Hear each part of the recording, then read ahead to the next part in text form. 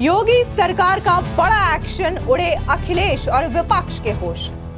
UP में शत्रु संपत्तियों पर गायों के लिए आश्रय बनवाएगी योगी सरकार। केंद्रीय गृह मंत्रालय ने योगी सरकार से मांगी डिटेल। यूपी में है देश में सबसे ज्यादा शत्रु संपत्तियां।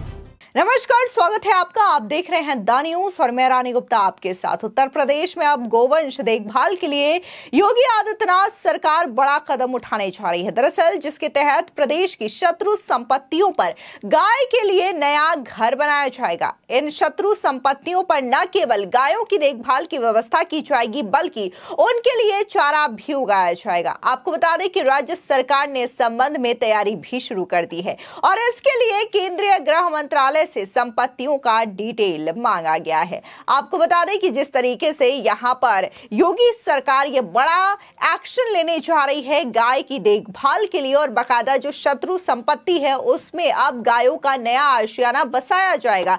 हालांकि यहां पर उन तमाम विपक्षी नेताओं के मुंह में ताला लग चुका है जो कि उत्तर प्रदेश में गोवंश को लेकर के सवाल उठाते हुए दिखाई दे रहे थे। इसमें से मुख्य तौर पर अखिलेश यादव हैं जो कि हर दफा गाय की फोटो शेयर किया करते थे, वीडियो शेयर किया करते थे और ये कहा करते थे कि कैसे उत्तर प्रदेश में खुले तौर पर आवारा जानवर घूम रहे हैं और इसके लिए सरकार किसी भी तरीके का देखभाल नहीं कर रही है। लेकिन अब योगी सरकार ने न सिर्फ यहां पर गायों की देखभाल के लिए बड़ा कदम उठाया है बल्कि इस कदम की सराहना भी लोग करते हुए नजर आ रहे हैं क्योंकि ये शत्रु संपत्तियों पर आशियाना गायों के लिए बनाया जाने लगा है। बता दें कि इस योजना में जमीन केंद्र सरकार मुहैया करेगी और जरूरी सुविधाएं विकसित करने की जिम्मेदारी प्रदेश सरकार उठाएगी।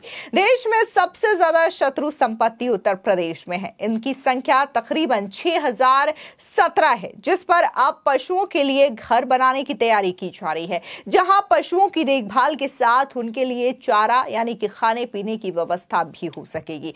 बता दें कि उत्तर प्रदेश में 7624 गो आश्रय स्थल हैं जिनमें 12 लाख से ज्यादा गोवंश हैं। ऐसे में पशुओं की संख्या को देखते हुए उनके लिए हरे चारे की कमी है। यही नहीं, गौशालाएं भी पर्याप्त मात्रा में नहीं है जिसकी वजह से अक्सर गोवंश सड़कों पर घूमते दिखाई देते हैं। ऐसे में गायों के लिए नए नए स्थान तलाशे जा रहे हैं ताकि वहां हरे भरे चारे के उत्पादन के साथ ही कृत्रिम गर्भाधान व शोध केंद्र भी बन सके। आपको बता दें कि इस रणनीति के तहत प्रदेश सरकार ने केंद्र सरकार से लखनऊ और सीतापुर समेत सभी जिलों में शत्रु संपत्ति हासिल करने के लिए संपर्क किया है। यहां देसी गायों के संरक्षण और संवर्धन पर जोर दिया जाएगा। ज्यादातर शत्रु संपत्तियां मुसलमानों की है।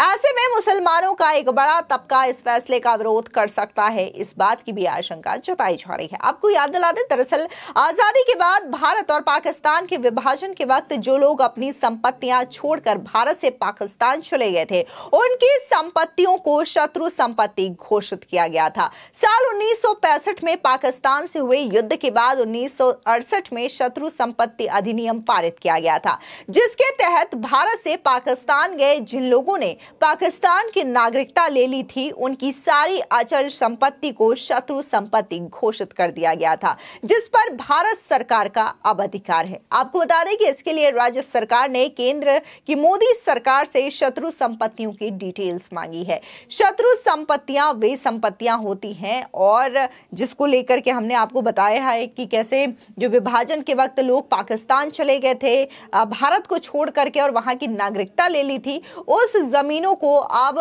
केंद्र सरकार के द्वारा अधिग्रहित कर लिया गया है और बाकायदा इसको लेकर के 1967 में एक अधिनियम भी पारित किया गया है।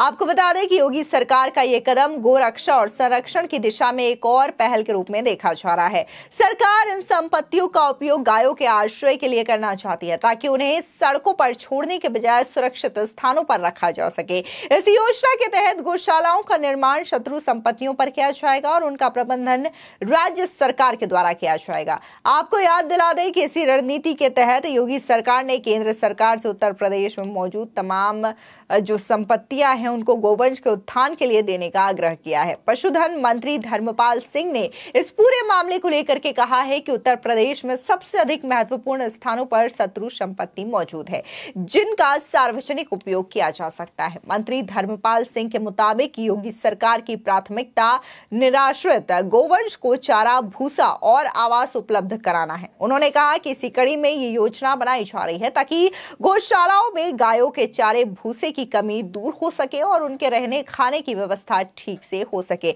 जहां उत्तर प्रदेश सरकार गोवंश को लेकर के ये बड़ा कदम उठाने जा रही है ताकि गाय ठीक से अपने आश्रय में रह सके, अपने आशियाने में रह सके और उनको हरा चारा भी मिल सके। इस पूरे मामले को ध्यान में रखते हुए शत्रु संपत्ति पर आशियाना उनके लिए बनाया जा रहा है। तो वहीं इससे पहले आपको बता दें कि महाराष्ट्र में देखने को भी मिला था जहां पर गाय यानी कि गोवंश को लेकर के बड़ा कदम महाराष्ट्र की महायुति सरकार की ओर से उठाई गई थी, जहां पर मुख्यमंत्री एकनाथ शिंदे ने बकायदा गाय को राज्य माता का दर्जा देने की घोषणा की थी। अब जैसे ही मुख्यमंत्री एकनाथ शिंदे ने महाराष्ट्र में यह घोषणा की, उसके बाद से तमाम लोगों के रिएक्शंस भी इसमें देखने को मिले। जहां एक वर्ग ऐसा था जो कि इस फैसले की स्वागत करता हुआ दिखाई दिया। इसमें से मुख्य तौर पे साधु संत समाज थे जो कि एकनाथ शिंदे के इस फैसले को जायज ठहरा रहे थे और ये कह रहे थे कि अगर गाय को राजमाता का दर्जा दिया जाएगा तो उनकी सुरक्षा भी बखूबी हो सकेगा, उनका ध्यान भी अच्छे से रखा जा सकेगा। तो वहीं दूसरा तबका ऐसा भी रहा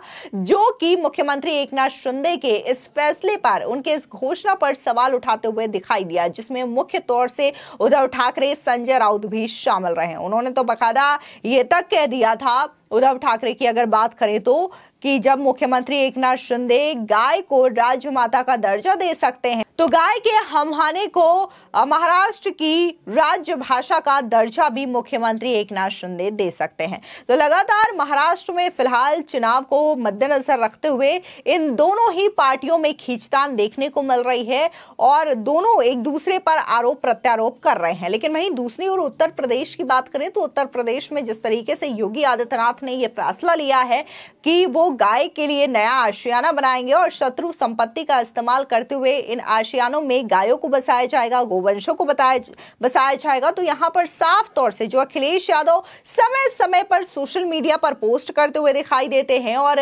ये तस्वीरें शेयर करते हैं कि कैसे सड़कों पर आवारा पशु घूम रहे हैं, जिसकी वजह से आम जनता को समस्या हो रही है। एक भी ऐसा मौका अखिलेश यादव नहीं छोड़ते थे जब वो योगी सरकार पर आवारा पशुओं को लेकर के, गोवंशों को लेकर के हमले किया करते थे, कटाक्ष किया करते थे। लेकिन अब योगी सरकार ने अखिलेश यादव के मुंह में ताला लगा दिया है गोवंशों के लिए यह बड़ा फैसला लेकर के। फिलहाल इस पूरे मामले को लेकर के आपकी क्या राय है, हमारे कमेंट सेक्शन में जरूर बताएं। धन्यवाद।